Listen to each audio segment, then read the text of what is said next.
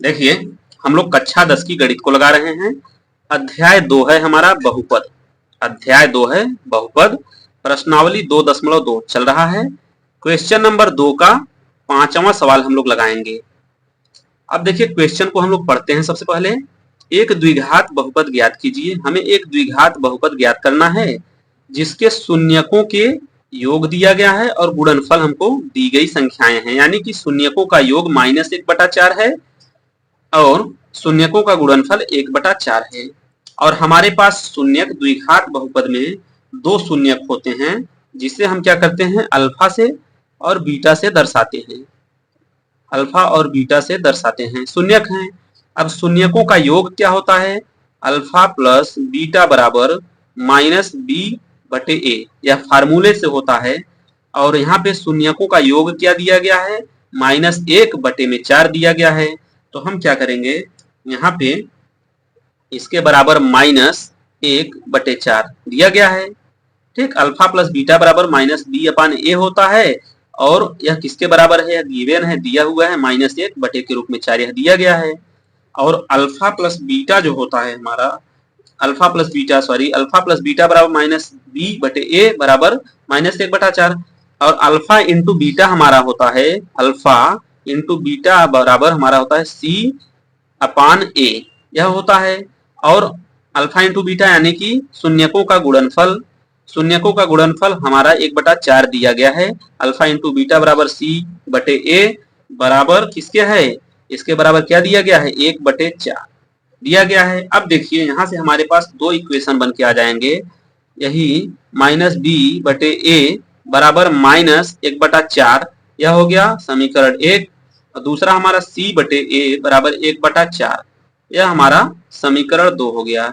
क्योंकि हमें a, b और c के मान चाहिए, द्विघात बहुपद ज्ञात करने के लिए हमें a, b और c के मान चाहिए, इसीलिए हम यहाँ पे अल्फा प्लस बीटा बराबर -b/a होता है, हमने इसको रखा, बराबर -1/4 दिया है शून्यकों का योग।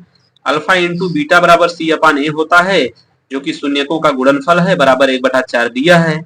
अब देखिए समीकरण 1 से, अब हम कहेंगे समीकरण 1 से, समीकरण 1 हमारा क्या कहता है, -b/a बराबर -1/4 इतना होता है। अब देखिए हम इसका तिर्यक गुणा करें, क्रॉस गुणा करेंगे तो -b का 4 के साथ गुणा हो जाएगा, तो क्या हो जाएगा हमारा 4b -4b, इस 4 का इसके साथ गुणा होगा -4b, और इस a का -1 के साथ गुणा हो जाएगा तो -a, यही होगा। अब चलिए हम माइनस से माइनस को काट देते हैं, दोनों तरफ है, तो हमारा क्या हो जाएगा, a बराबर हमारा क्या हो जाएगा, 4 हो जाएगा। और b बराबर, यहाँ a के साथ कुछ नहीं है तो 1 तो ऑलरेडी छिपा रहता है, तो b बराबर क्या हो जाएगा, 1 हो जाएगा। तो यहाँ पे हम लिखेंगे, वैल्यू को लिखेंगे, a बराबर 4 निकल के आ गया हमारा, और b बराबर कितना निकल के आ गया, 1 निकल के आ गया। a b तो निकल के आ गया, अब हमें चाहिए क्या, c चाहिए।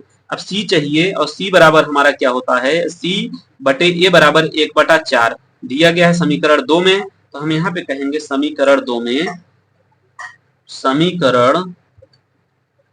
में a बराबर 4 रखने पर, अब a के मान को हम क्या करेंगे, समीकरण 2 में रख देंगे। अब समीकरण 2 हमारा क्या है, c/a बराबर 1/4। अब c की वैल्यू हमको ज्ञात करनी है, a का मान हमको मिल गया है, तो क्या करेंगे हम, c/a की जगह पे 4 को रखेंगे, बराबर 1/4। अब देख रहे हैं बराबर के आर पार नीचे का जो है दोनों बराबर है, तो हम 4 से 4 को काट देंगे, तो c बराबर हमारा क्या निकल के आ जाएगा, 1। c बराबर 1 निकल के आ गया। अब देखिए यहाँ पे क्या है, a बराबर 4 दिया गया है, b बराबर 1, c बराबर भी 1 निकल के आ गया।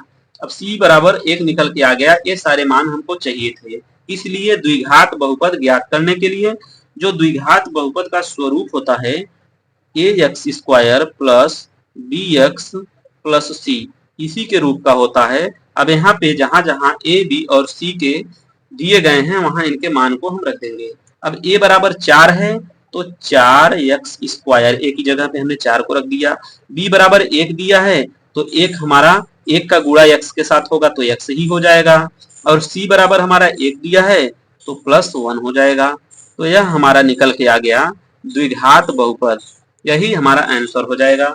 तो उम्मीद करते हैं यह सवाल अच्छे से आप लोगों को समझ में आया होगा। वीडियो को ज्यादा से ज्यादा लाइक करें, शेयर करें, चैनल को सब्सक्राइब करें। मिलते हैं नेक्स्ट वीडियो में। Take care, bye.